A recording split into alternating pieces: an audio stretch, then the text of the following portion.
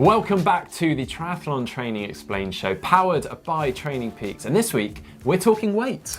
We are. We've had loads of questions from the last show and also from our other videos, and there's quite a lot of you asking about weight. Certainly does. So this week we're discussing race weight, watts per kilo, competing as a larger athlete, and even gaining weight. Yeah, both of us have had fluctuations in our weight throughout our triathlon careers, but we're not experts on this topic, so we're also going to be getting some great advice from a professional nutritionist.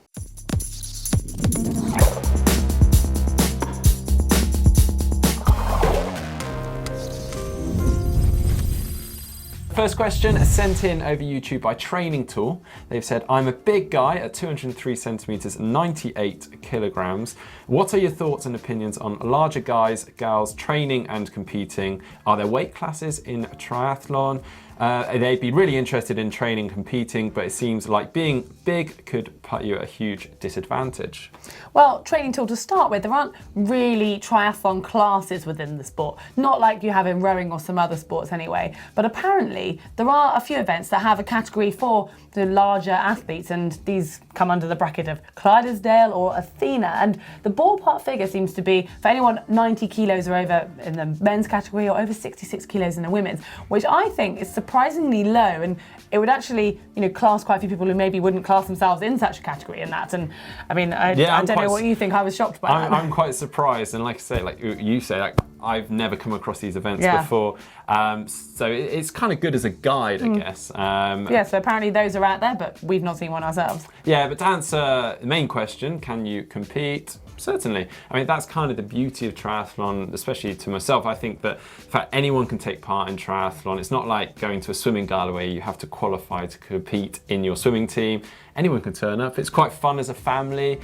Some longer events do have cut-off times, but they're generally quite accommodating to allow all abilities to take part. Yeah, well, that's why I think it's just so important you find the right race for you. So maybe don't do a race that's got a cut-off time as your first event until you know roughly whether you could do it in that time. But then also look at the terrain of the course and the profile, so how hilly it's going to be, because if you are maybe a bit heavier but you've got good power on the bike, then a flatter course is going to suit you for the cycle section and probably for the run as well, to be honest. Yeah, I mean, if you take a look at a lot of the top level athletes, they're all sorts of shapes and sizes, so it's really a case of playing to your strengths. Well, following on from this, we've got a question in from Paul Dishler, who asks, I'm a bigger guy and want to trim down to a decent race weight stroke size. Any suggestions? Okay, so we hear the term race weight thrown around quite a lot, basically referring to being at kind of a prime weight for racing. For example, we might be carrying a couple of extra kilograms over the winter than we'd like to race with, so we essentially trim down for racing. We've both trimmed down for racing over the years, and from my experience, try not to do this in too big a jump, so kind of do it gradually. Losing weight does affect your buoyancy in the pool, so it affects how you feel as you swim. Also can affect your power on the bike and actually whilst you run. So yeah, try and do it slowly and allow your body to adapt along the way. Yeah, I mean, I find, following on from you, that I do fluctuate throughout the season, but it happens kind of naturally for me that I tend to always carry extra weight in the winter, just like after the off season, it never kind of loses. But I tend not to panic about it because it tends to come off as the season goes on, and I think as you just get, the intensity of your training changes, so I don't necessarily consciously try to lose weight. Also, there is a benefit sometimes to having a bit of extra weight on you in terms of your health, immunity, if you are training in colder climates, and it can actually be good for increasing your power. I've definitely needed extra weight for this winter because it's been so cold. But genuinely, if you've got an A race that's late on in the season, and I find, on the whole, I've managed to stay fresh throughout the year, and I think a lot of that has to do with the fact that maybe I won't race at my best early season, but that's not the main goal, so it doesn't matter. But then on the other hand, I have, got it wrong before, and I got really light, and I'm sure lots of people who have got light have experienced this, great feeling running, but then my swimming just was dropped dramatically. If you are trying to lose weight, then a good way of doing this is to track your daily food intake and perhaps even your weight. And actually, our partner Training Peaks has a really good function for this. You can input your daily metrics, so you can input your weight and track it from day to day, and perhaps even start seeing whether you perform better at different weights. And you can take it another step further, and there's an app called MyFitnessPal which works with Training Peaks, and that you can use to log all the food that you take in, and it actually works out how many calories and what nutrition you're getting from that. So it's quite interesting, but it can also be a really good incentive tool, and it's something I used years ago, ratio in combination with the nutritionist I was working with. And then it kind of worked as a food diary, and it was a benefit in the fact that, you know, I could see what I was eating, but it also made me aware of what I was eating, because I was like, God, I've got to write this down. All that little, like, those biscuits from the, you know, from the cafe, I've actually got to write those down now. Maybe I won't bother having them. So, you know, it can work in two ways. Well, beyond our own experience, because we're perhaps a little out of our depth in this area and in terms of advising on weight loss. So earlier, I went to chat to a specialist. Right, so we're here with Renee McGregor, professional and clinical dietitian. You've worked with a number of athletes over the past 2 Olympic and Paralympic cycles and a number of elite athletes. So firstly, we'd like to pick your brain on race weight. So do you think we should be striving for a race weight? It's a really good question, Mark. I think race weight's a term that's used continually, and I think some people don't really know what that means. You get a lot of athletes that say, well, I know that when I'm half a stone lighter, I race a bit better. So it may be that, yes, they have worked out it's an optimal place for them.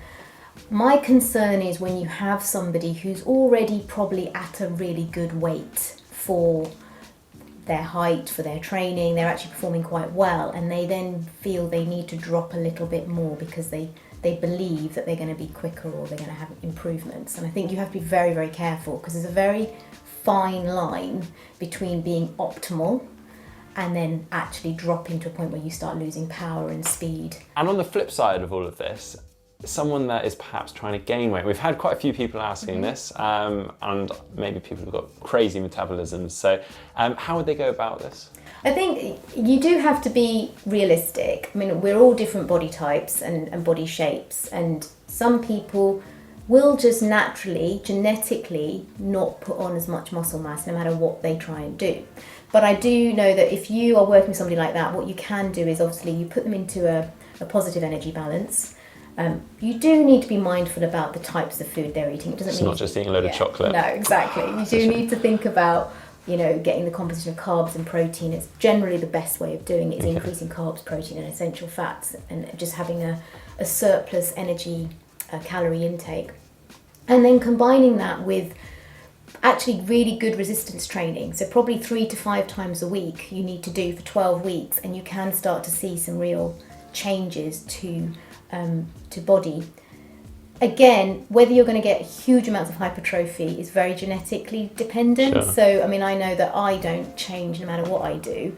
But whereas some people literally just need to start picking up the weights, and they do, and that is your body type. So I think be realistic about what is possible and what's not. Okay, next question in from John Bicycle, and he's asked about watts versus power. He's actually suggested this needs a separate video all to itself. I think you're right, but we're going to try and cover the basics here. He's asked, I'm thinking about Wiggins and Froome here. They lost weight but increased their power to weight ratio.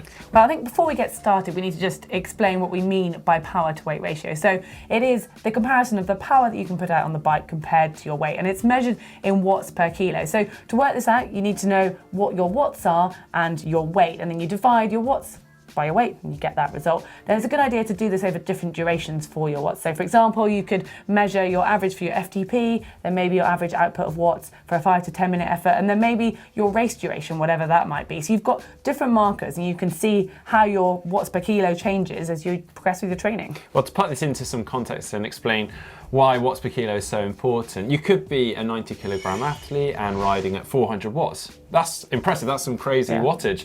But then a 65 kilogram athlete riding at 300 watts would actually have a higher watts per kilo. So they could actually be faster, particularly on a climb.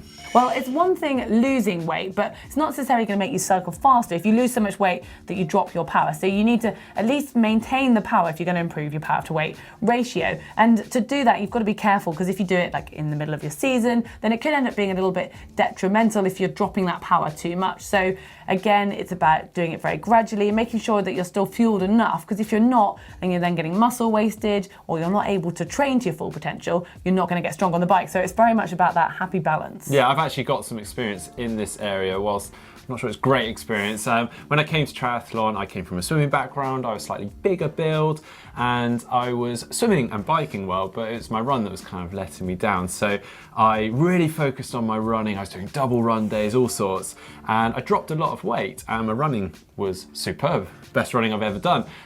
Swimming and biking, not so much. I lost muscle mass, I was very lean, and I just lost all that power. Yeah. So from my experience, it sort of backs up what Rini said.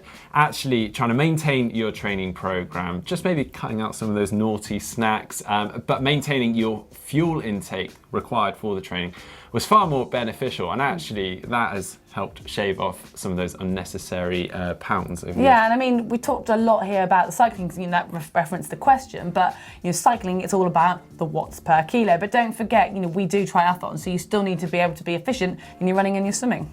Well, that's it for this week's Triathlon Training Explained Show, and a really interesting topic, and one that I find fascinating. But thanks for the questions that helped open this topic up, and make sure you keep your questions coming in for the next show as well. Yeah, and thanks ever so much to Rini McGregor for stepping in and giving her expert advice and really fascinating information there. If you haven't done so already, click on the globe and subscribe to GTN. And if you'd like to see our first Triathlon Training Explained video, just click down here. And we've obviously been talking a lot about weight loss. Well, if you want some tips on how to do that as a triathlete, there's a video just here.